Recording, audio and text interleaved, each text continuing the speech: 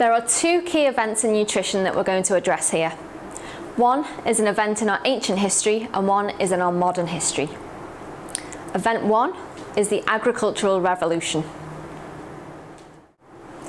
If you could pack all of human history into just 1 year, we would have only been farming and eating grains in large quantities for about 24 hours.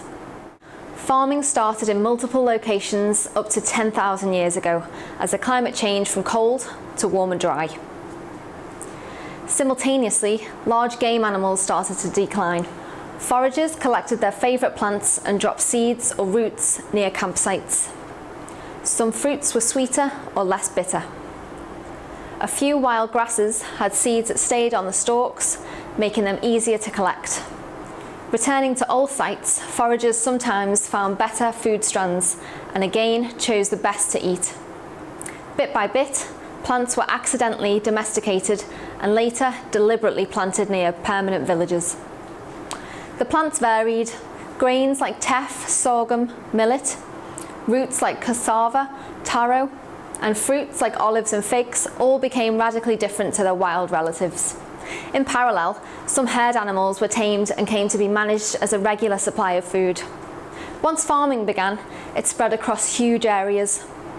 Farmers outcompeted their neighbours, who either adopted agriculture or were forced into less fertile regions. On an agricultural diet, we bred faster, despite more disease in permanent villages. And it was for this reason that nearly all of us today are descended from farmers. Links between diet and human evolution are evident again here.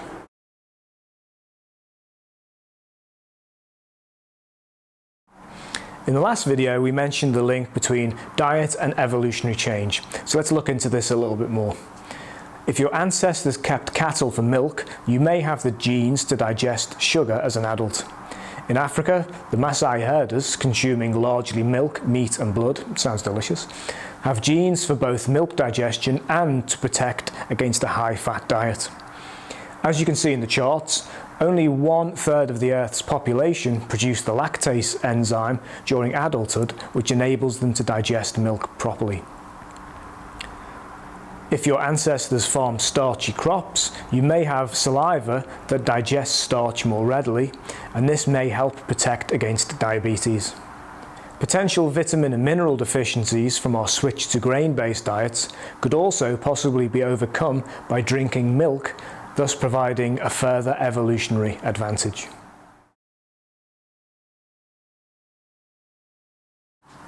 The invention of agriculture and the creation of the first civilizations around 10,000 BC paradoxically allowed for us to both simultaneously thrive and become physically weaker as a species. The big change, scientists say, came from civilization's transition from hunter-gatherers to farmers. A recent study analysed lower jaws and teeth crown dimensions of 292 archaeological skeletons from the Levant, Anatolia and Europe, from between 28,000 to 6,000 years ago. It discovered a notable difference in jaw structure that coincided with the emergence of agriculture, wherein the lower jaw underwent a complex series of shape changes with the transition of agriculture. Hunter-gatherers needed big, strong jaws to chew the primitive foods that often made up most of their menu. Early farmers, on the other hand, had a softer diet, consuming cooked foods like beans and cereals that didn't demand such a high level of mouth strength. Over time, as jaws became smaller in response to these dietary changes, teeth didn't follow suit. They remained around the same size. This likely directly led to the problem of adequate mouth real estate, so common today. We've got modern jaws, but a potentially outdated number of teeth. The switch to farming didn't only cause changes to our jaw bones. Two recent studies found that the emergence of agriculture likely precipitated other skeletal changes in humans, causing lighter, less dense bones, particularly around the joints. Such developments appear to be due to both diet and changes in physical activity, particularly the more sedentary lifestyle allowed by farming and domesticated animals.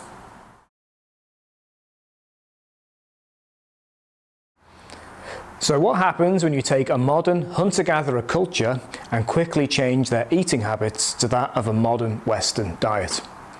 The introduction of a Western diet to the Aboriginal population of Australia has eventually led to 66% of their population aged 15 years and over having a BMI score in the overweight or obese range, 29% overweight and 37% obese. Indigenous adults were 1.6 times likely to be obese as non-Indigenous Australians. When the British arrived at Botany Bay in 1788, unfortunately, they brought their Western diet with them. In just a few centuries, modern foods replaced traditional foods, and the health of the native Australians quickly suffered as a result.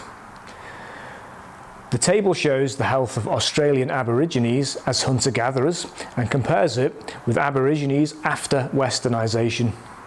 The hunter-gatherer diet of the Aborigines was low in fat, lean meat from wild animals, complex carbohydrate rich, and took considerable energy to actually acquire.